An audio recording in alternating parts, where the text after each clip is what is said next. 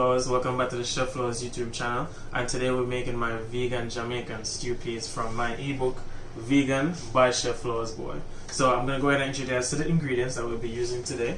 So first up, we have some allspice, Vita berries. Following that, we have our garlic powder, black pepper. We have some beautiful thyme, some sea salt as well, and this is my little secret ingredient, smoked paprika. I'll be cooking with coconut oil today. We have our coconut milk, and of course our dark red kidney beans, as you can see right here. I'll be using 2 cans today. My recipe typically calls for 3 cans, but because we're in quarantine, we're trying to save food. I'm trying to alternate my food supply. So here I actually have some sweet potato. Now the sweet potato definitely adds a sense of nutrient density to the dish, as well as just like a nice and thick texture. And then we have our carrots, onion, some fresh garlic, scallion, and our beautiful Scotch bonnet pepper. Now I'm gonna get into prepping these ingredients for you guys, and then you guys can kind of see what comes up next. Okay, so for now I'm gonna go ahead and set aside my scallion, onion, and Scotch bonnet for now, just to kind of make some room on the cutting board here. And we're gonna start prepping our sweet pepper and carrots. So I want to start by peeling both of them, just to kind of get the excess skin off. If those are like organic carrot or sweet potato, I'll probably just leave the skin on. However, that's not the case now, so I just want to take them off.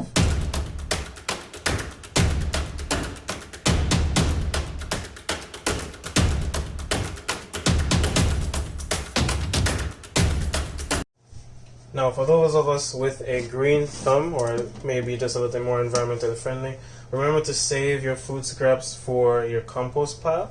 Whether you have one in your resident or your resident garden, or you have a garden at home, do remember to have these, or if you can, go ahead and freeze them in a bag to use later on.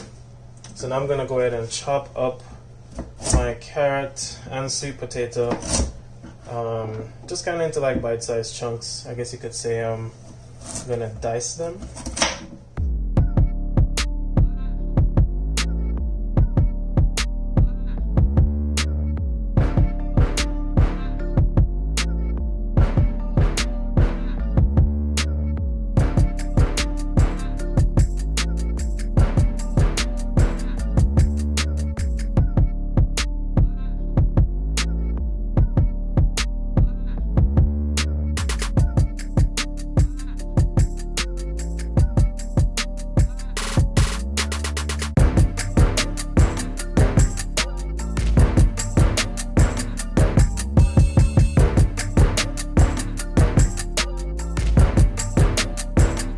As for the onion, I'm only going to be using half of the onion today. You may also see in my ebook that the recipe only calls for half an onion. But if you are indeed an onion lover, I mean, go ahead and feel free to use as much as you like, especially for onions this size. I mean, I could use the whole thing, but as I said, quarantine time, so food conservation is of utmost importance, so we're gonna try to conserve our onion today. So I'm just gonna rough chop it. Not necessarily need to fine chop for a recipe like this, but definitely just want to make sure it's broken down into pieces that can get the flavor released from the onion itself. Kind of like about stew recipes like this, you don't really have to take a bunch of stuff serious. Like, you know, you don't need necessarily to cut your stuff fine. You kind of just want to make sure that the flavor can be released into the stew, and eventually, you know, like your stuff will cook down and break down. So when it comes to the end product, you know, you may not even see the onion like that. It will kind of just be in the whole texture of what makes up your stew. Now, as it relates to the garlic, I will try to just break down and fine chop these. But again, this is just personal preference.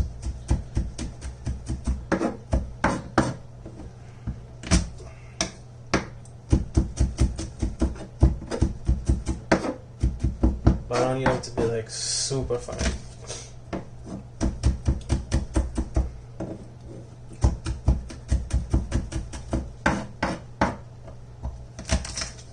go. Nice little crush.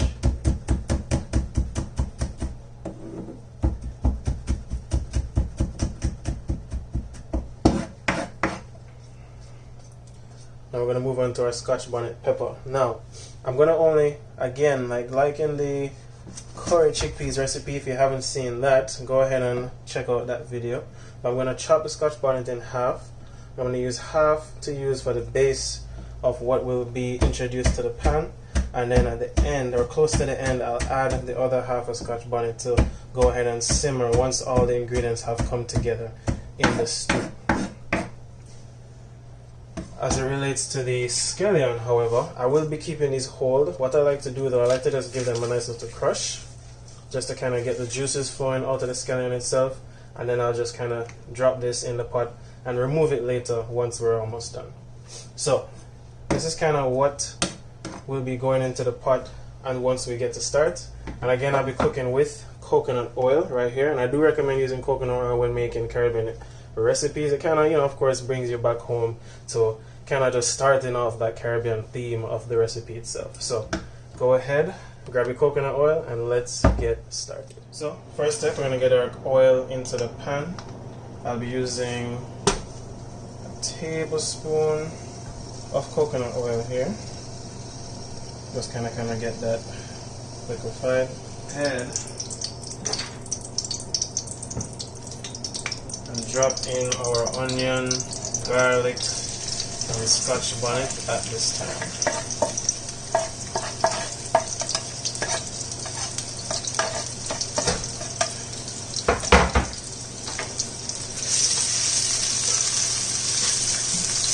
I'm gonna let this simmer till it gets fragrant, and then I'm gonna add our beans. Now you kind of want this to just sweat at a high heat. I'm going to wait until I get some brownness in the onion, so that's kind of when I'll indicate I can add the beans, so that by the time it's in there I can still be cooking and kind of infusing the flavors into my beans. And just like last time, I'm going to add some salt. Try to season at the first stage as well, so our flavors get to start coming out a little early. So my onion and my garlic are just now beginning to brown. So I'm going to add our beans right here.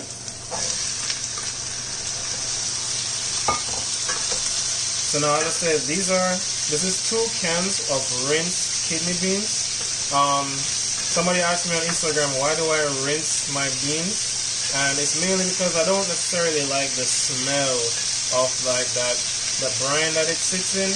Kind of has like a smelly kind of smell. I really don't like it at all. So I try to make sure that put my beans into a strainer, give it a nice rinse with some hot water to make sure at least most of the brine is washed off, and then I kind of like to set them aside to sit for a while.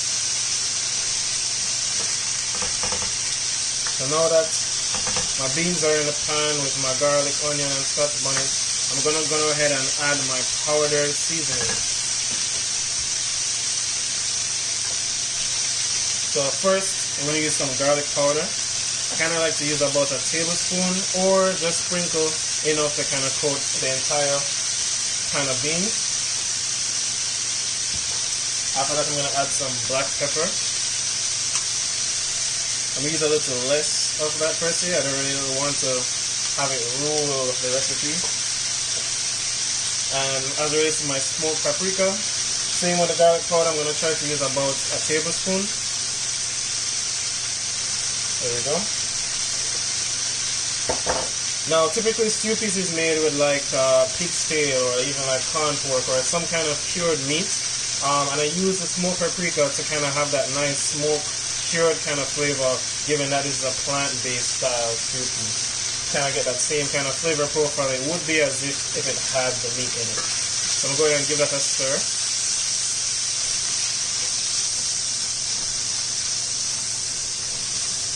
And also, if you have dry kidney beans at home and you may prefer to do that, like do it the old-fashioned way and, soak them overnight and cook them up or cook them down so that they kind of get that nice bean color, that's a kind of another way you can use to get not only, I guess, a deeper kidney bean flavor of the stew peas, but also like, you know, that traditional color. But if you don't and you kind of just have the canned kidney beans as it is now, the smoked paprika, my bad, is also a good way to kind of get that color in there. Now the pan is still on high, and my seasonings and everything is in there, and before the pan kind of dries out and starts to smoke, I'm going to add about half a cup of water to deglaze my pan. This is cold water, by the way. So I'm going to do that. Deglaze the pan. Kind of get things loosened up. Stir this up. And with the moisture that's in here now, I'm going to begin my stewing process. Now, as you can see, all the flavors in the pan are now just kind of situated with the beans. And what I'm going to want to do is cover the pot and kind of leave this to boil and break down the beans and kind of just make sure that the flavors are getting in. But it's not going to be on high. I'm going to reduce it down to a medium, but I'm allowed the heat to build in the pot while it's doing that. So, boom. There's our cover on, and we'll see this in just about 2 to 3 minutes or so. So we're back, and this has been simmering for 2 to 3 minutes now. As you can see, pot is nice and bubbling. So I'm going to go ahead and drop in my scallion at this time, as well as some pimento berries. These are kind of small, so I'm going to add about 5 of them. As I said before, like just like in the curry, the pimento berries will give a nice, like spicy, kind of earthy, kind of Caribbean flavor. I don't have any fresh thyme, so I have to suffice with this dry thyme. I usually add about 2 to 3 sprigs, and in this case I'm going to try to add maybe the equivalent of about a tablespoon. So I'm just going to give this a stir, make sure everything is in there. And you can kind of see that the liquid is slowly drying out. It's almost all the way done now. So I'm going to add my can of coconut milk. Here we go.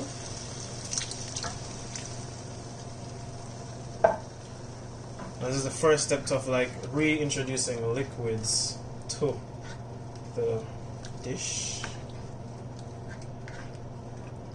And this is the consistency right after dropping in the coconut milk. You can still see the beans and all of that. So now that we have our liquids down, I'll add more solids. So I'm going to add our carrot. There we go.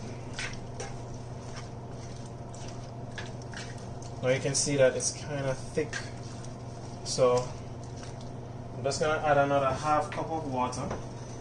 What you can do though is add some water to the coconut milk if there's any residue left in there, and then you can use that. So I'm going to go ahead and pour a half cup of water in my measuring cup. Add it to my can of coconut milk here. Bam, there you go. Give it a little shake, and then into the pot we go. And that will kind of get us right to the consistency that we're looking for.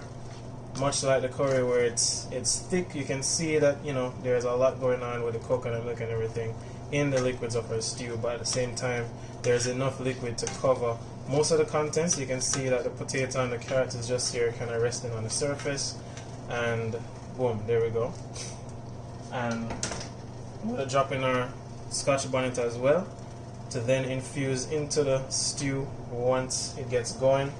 I'm going to bring our heat down to a medium, and then we're going to cover this again and forget about it for about 15 minutes. Okay, so this has been going for about 10 minutes now. I'm going to do a nice spice and salt check just to make sure we're good to go. A nice little simmer going on here, and you can see the breakdown in textures.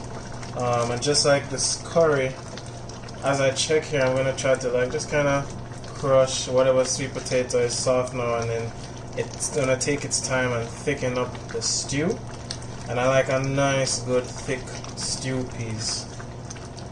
I spent a lot of time like smelling the Scotch bonnet as this was cooking down in here, and like it was just calling me back to the pot, but I had to just try to practice some discipline. But here I am. I'm gonna taste this now, see where we're at.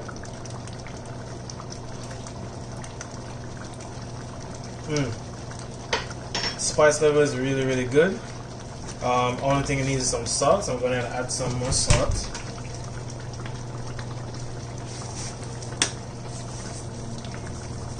Bring our flavors out.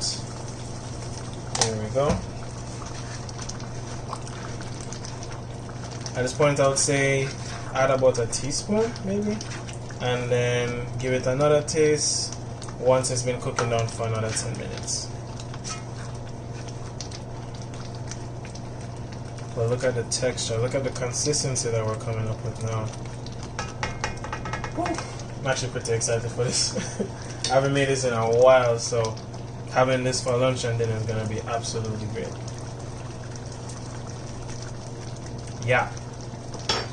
Right where I want it now.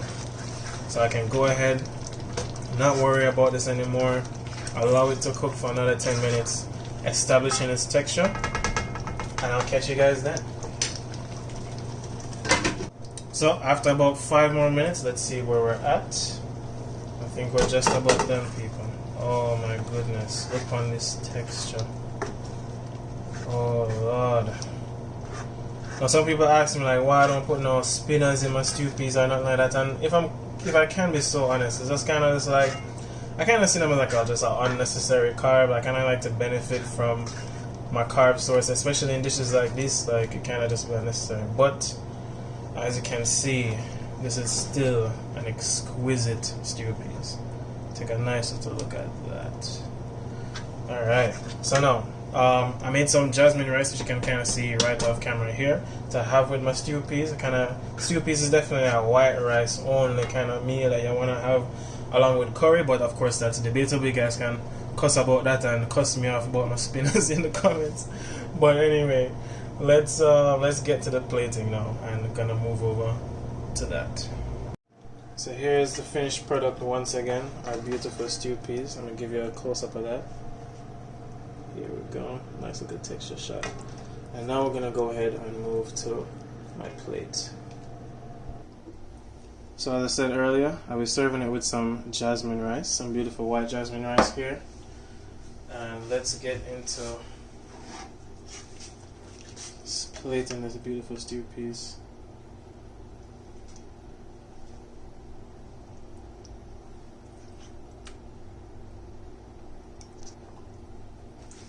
I'm just gonna top it with some scallion.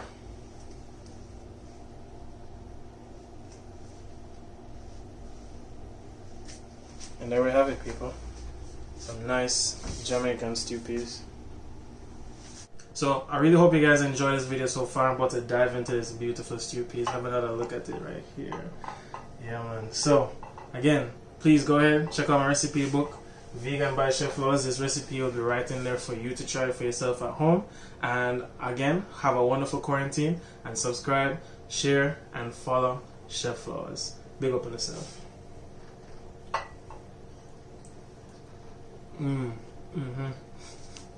I hate this, man, trust me.